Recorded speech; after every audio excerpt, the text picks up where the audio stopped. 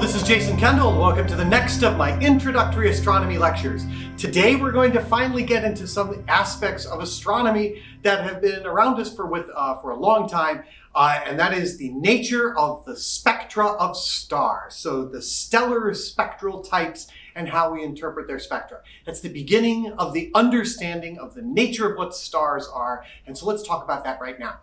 Well, what are stellar spectra? If you take the light from a star and you break it into a prism using a spectrograph or something, you take the light from a star, put it through some sort of slit, let the slit then go onto a prism or in a shell spectrograph or something, you'll break apart the light into a rainbow color. And every single kind of star has a unique fingerprint, not unique, but I mean unique for its type.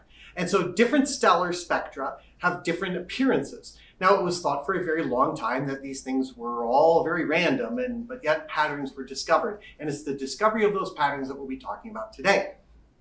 So the types of stellar spectra we see here in this diagram show us that we have various kinds of spectral types. On the left-hand side is the spectral type running from O to M with a couple of others at the bottom, and then the catalog listing. Now, if we look at the spectra, these are photographic color prints of the spectra, and we can see that the blue side there's a blue end and a red end. And we see that for the O-type stars, they're significantly brighter in the blue than in the red. And for the M-type stars, they're significantly brighter in the red than the blue. We also see kind of a gradual progression of dark lines in the spectra, meaning absorption lines that appear inside of each of the spectra. And they change with spectral type. So let's see what all that means. All right, so first and foremost, stars actually do have color. So if you go outside into a dark night and look at stars, if you look at, say, Albireo, which is Beta Cygni, and you go and look at it through a telescope, what you'll find is that that those two stars in the sky, actually it looks like one in the sky, but if you look at it through a telescope, you can resolve them into two. One of them's gold, one of them's blue, and so stars have color. They definitively have color. So stars are basically big, hot balls of gas. They're just the same thing as the sun, except really far away. And when we look at some star that's very, very, very far away, we notice that it has a certain color. Stars themselves, because they're hot and big and dense, they're huge like the sun. The sun is 1,000,000 times bigger in volume than the Earth, and 100 or so Earth diameters across, so they're really big. Anything that's really hot and really dense emits a continuous spectrum. And the continuous spectrum comes from below what we call, from the photosphere, the lowest visible layers of the star. And that spectra is really close to a black body, which can be described with a single temperature. Now, if a star has a black body spectrum, then from Wien's law, which we talked about some time ago in another video, from Wien's law, we expect that hot stars appear blue and bright, and medium hot stars will appear yellowish, and cooler stars will appear red. So, well, let's go look. So we'll go back and look at Wien's law. So what the heck was Wien's law? Wien's law showed that the peak wavelength at which a black body radiates is inversely related to its temperature. So the hotter it is, the shorter the wavelength. The cooler it is, the longer the wavelength for the peak of the black body spectrum. This means that if we look at extremely cool objects in deep space, such as dark molecular clouds, they'll be peaking way out in the infrared, and their temperatures will be very cool. So they'll have long wavelength light that they'll be emitting mostly at, and their temperatures will be very low. When we go up to like solar type objects, the temperatures are relatively high, about 6,000 or so Kelvin, and the wavelengths are roughly in the range of about 5,000 angstroms. So that's invisible light. So these are shorter wavelengths than infrared. And if we go to extraordinarily hot objects, such as X-ray emitters, they can be emitting primarily out in the X-rays or in the far ultraviolet, and that would be a very short wavelength, but the temperatures are then very high.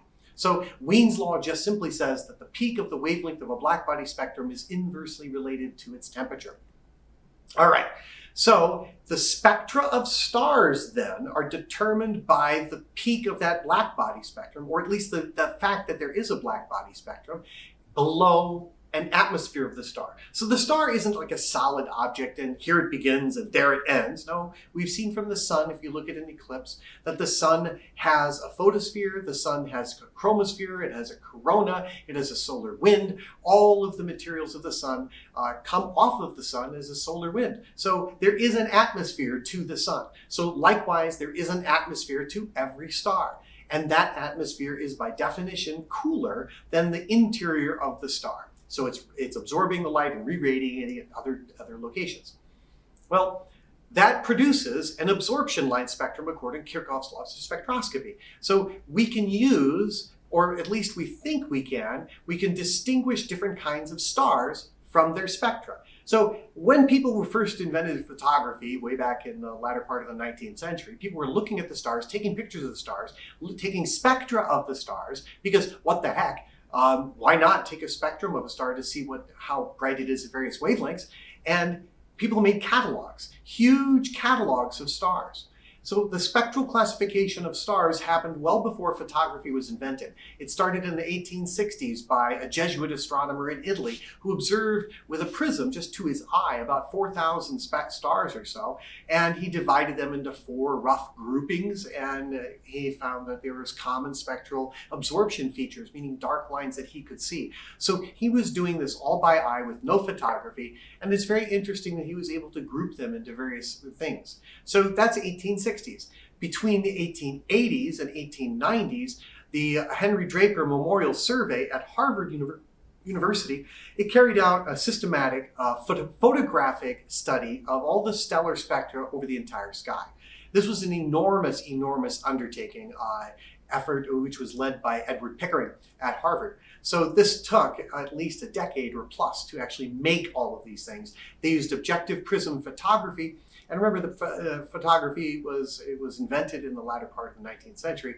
And so using prism photography, he was able to take from the telescopes both at Harvard University and down in Peru. They obtained about 250,000 spectra of 250,000 stars. And what they then did is they said, well, we're going to take all these spectra and we need to organize them. I mean, there's 250,000 for goodness sakes, and it's going to take a long time. So what they did is they hired a series of very intelligent women as computers. That was their job title, a computer. And their job was to analyze these spectra. So the women got in a room and started working on it, and Edward Pickering hired a large number of women to do this analysis. And in 1890, Pickering and Wilhelmina Fleming started their first attempt at spectral classification. First, they sorted the stars by the hydrogen absorption line strength. So they looked at how strong the hydrogen absorption line, and they said, well, the A stars have the strongest hydrogen absorption lines. And they went farther and farther down with weaker and weaker hydrogen absorption. So that was mainly their goal, was just to organize them by hydrogen absorption. The problem is that as it got weaker and weaker, there were other lines that kind of just magically appeared. And so deciding which lines to actually classify them by, because you started with A, B, C, D, E, F, and just say, well, they get weaker and weaker, but then other lines start protruding in. So therefore they knew that they didn't have the final answer, but they didn't know what the answer really was. And their best guess was the hydrogen absorption line. So that's what they stuck with. But rearranging those spectra was a major undertaking. And approximately 11 years later, in 1901, Annie Jump Cannon noticed that the stellar temperatures were the principal distinguishing characteristic among the spectra. So what she did is she took all this arrangement, the A, B, C, D, E, all the way down, and she rearranged them. Instead of by hydrogen absorption line strength, she removed most of the classes as being redundant, and she reorganized them according to decreasing temperature. So she found the O stars to be the hottest temperature, then the Bs, then the As, F, G, K, and M. And these are the 7 primary stellar spectral classes that we recognize today. It was an enormous undertaking that she did, and this reorganization was enormous. Later work she added, there were other stellar classes like R, N, and S that were later added, but those have been recently discarded and no longer used. But we use different types instead today. But her organization of these things in 1901 was a major undertaking, and it actually gave us significant understanding as the nature of stars. So When she published her catalog of stars in 1901, it was she was then considered one of the most influential astronomers of the 20th century. And she is definitively one of the most important astronomers of the 20th century, primarily because she had access to the data and she knew what to do. And she did something that no one else had done with enormous undertaking, with enormous data sets, and discovered something truly fundamental, which was that the stellar spectral sequence is a temperature sequence. That's the trick. So you can organize them from O stars as being hot to M stars as being cool. And she used basically Wien's law to do it of black bodies. She lived between 1863 and 1941. And she eventually, over the course of her entire career, classified over 500,000 stars. So, wow, that's a lot of work. 500,000 of anything, of any activity, is a very hard thing. If you suspect, just put it together, just do it in your head and think, imagine that it took 1 to 2 minutes per classification. And if it's, just say 2 minutes, just because she was faster than that, but imagine it took on average 2 minutes. So that ended up being 1,000,000 minutes of stellar classification throughout her entire career. Wow, just astonishing. There's a reason why the Annie Jump Cannon Award for the American Astronomical Society is one of the most prestigious awards that one can be bequeathed for lifetime research in astronomy. All right, so her stellar spectral sequence was incredibly important, and we cannot overstate its work. It classified them from O's, which are brightest in the blue, to M's, which are brightest in the red, comparatively. And when she looked at them, she was able to determine that the temperatures of the stars ranged from about 50,000 Kelvin in the O's all the way down to about 3,000 in the M's.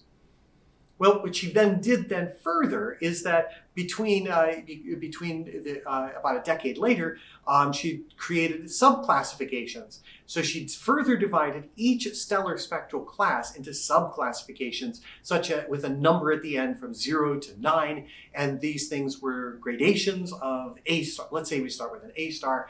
And so the highest temperature A star was an A0, the lowest temperature A star was an A9. And she took another 13 or so years, applied this concept to the Harvard classification scheme to about another quarter million stars. And this was then published as the Henry Draper catalog. Henry Draper, why not Annie Jump Cannon? Well, Henry Draper was the one who was running the program at the time, so it became the Henry Draper Spectral Classification System, and this system has been adopted by pretty much every astronomer globally, worldwide, as the way to classify stars. So it is a global standard for everyone, and it allows astronomers to talk to each other about the types of stars, what they are, and how they're classified. And this is a very important undertaking, and it's recognized worldwide as being an incredibly important thing.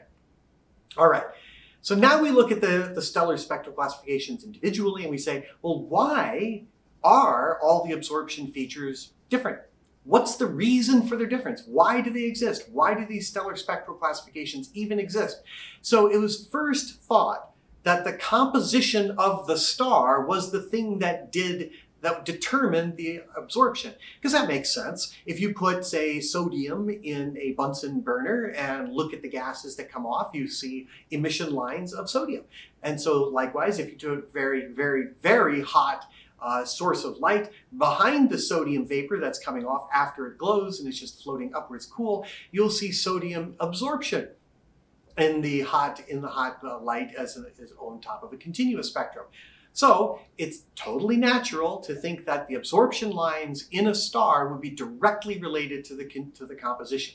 And that's what was thought for a very, very, very long time. So therefore, people thought that A stars were primarily composed of, say, hydrogen, and M stars were primarily composed, in their atmospheres at least, of oxide molecules of different elements, such as titanium oxide and vanadium oxide and carbon monoxide and all sorts of other things that could be where spectra could be obtained. However, that's wrong. And that's interesting how that's wrong. And the person who discovered that was wrong was a graduate student. She was at Harvard too. She was one of the computers, and her name was Cecilia Payne-Gaposchkin. And in 1925, her doctoral dissertation was published as a book, Stellar Atmospheres. And it was quite literally one of the most breakthrough understandings in the nature of what stellar spectra are. she used the rising concepts of quantum mechanics, which were being discussed and debated down the hall from where she was working. And she said, well, wait a second, it's not about the composition, it's about the excitation. So every atom has different excitation levels, with hydrogen needing a huge amount of energy in order to excite the electrons out of the ground state. And so if you have hydrogen excitation, you need it to be very hot, such as an A star. But if it's too hot, then they get ionized and it decreases again. But if it's not, if the photon field isn't energetic enough, then you don't get any excitation at all, such as in the cool stars. And if it gets cooler still, then molecules can form and you get molecular transition lines. But that doesn't change the fundamental composition of the star itself. She discovered that stars were primarily composed of hydrogen and helium, and that was their stellar composition, but only the relative abundances of, only the temperature was what determined what the absorption features were. So if she assumed, and she assumed roughly rightly, that stars are roughly the same chemical composition with dominantly hydrogen and helium, then the stellar absorption features are due entirely to the temperature of the background photon field. And that was her breakthrough analysis using the understandings of quantum mechanics and how much it takes to excite atoms at various temperatures in gaseous states. So that was become one of the most important things, and it's still very good reading today. And it's a good way to actually understand the nature of stellar spectra is by reading her dissertation from 1925, Stellar Atmospheres. So that was the reason for it. And the composition is not important. It's not really the thing. It's only the difference in temperature that makes the important thing. So as some examples, B stars are the stars, the hydrogen is almost all completely ionized, so you get very weak hydrogen lines. A stars, you get the maximum excitation temperature so that they get out of the ground state, they go to first and second and third excited state, they drop back down and they re-radiate their light in other directions. G stars, too cool. There's not enough photons. The photons are not energetic enough that exist. There's not enough energetic photons in order to excite the hydrogen out of the ground state and into excited states such that they can absorb at that frequency. So that's the reason for the hydrogen lines. And then if we go further on, we find that, well, let's jump forward a bit further in time. Right in the latter part of the 1990s and 1999, a couple of different stellar classifications were added, the L's and the T's, which are much, much, much cooler. They're cooler than the M stars. They're about under 2,500 Kelvin.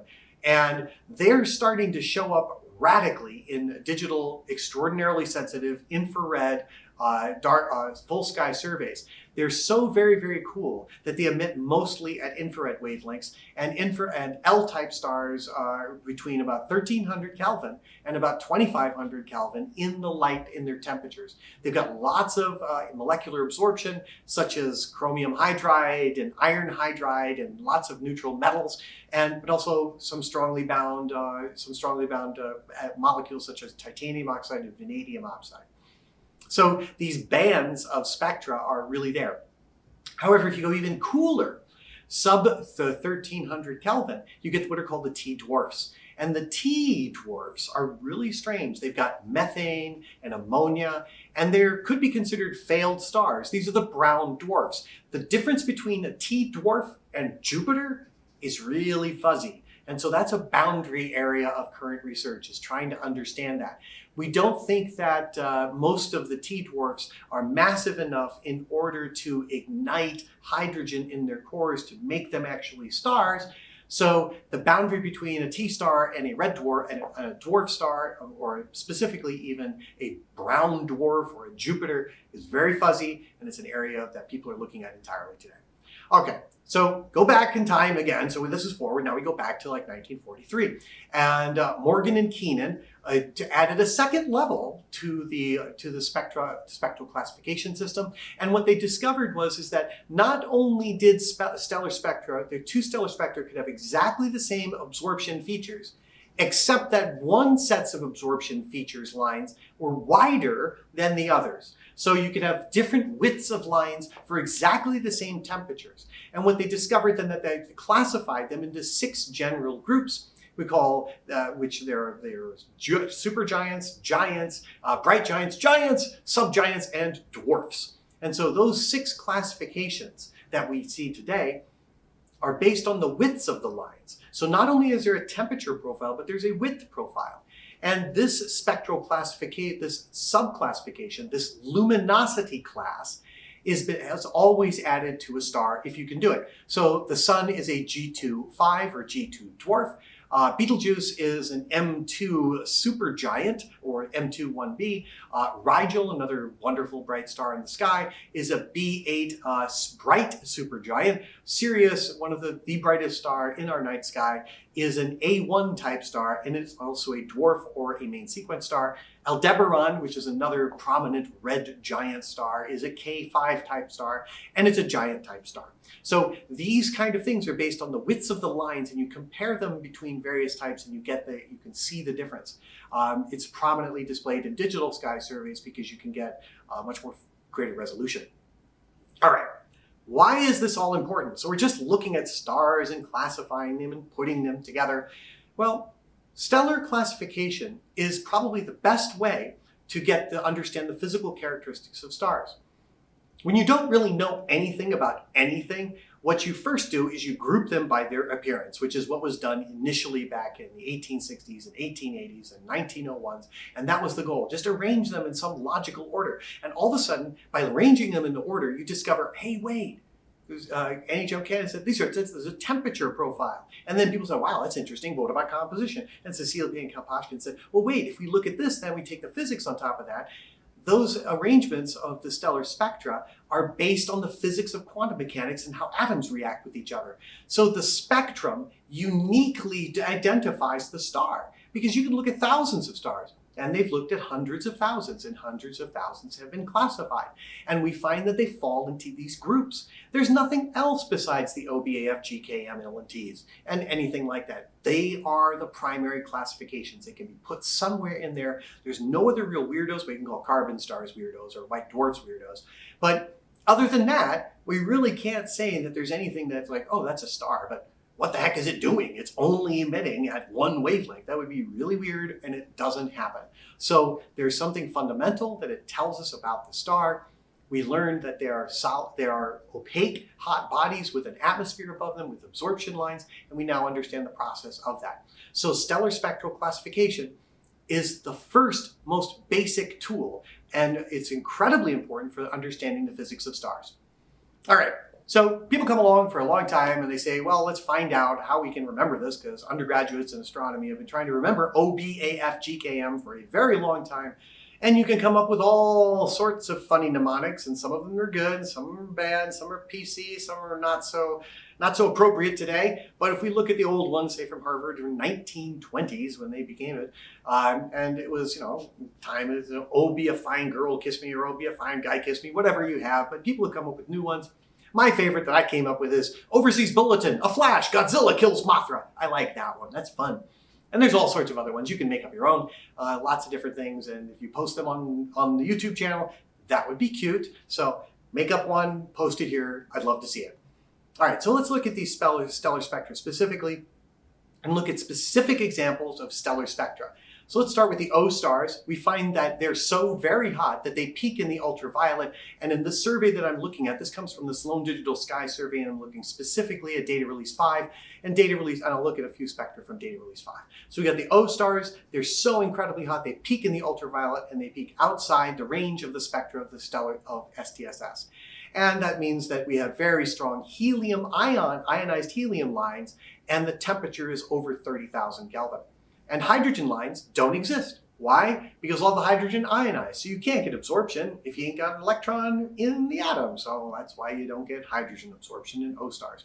Now if we look at B stars, we start seeing hydrogen absorption features, but they're weak. And then you also have some neutral helium, because helium is strongly bound, but not as strongly bound as hydrogen.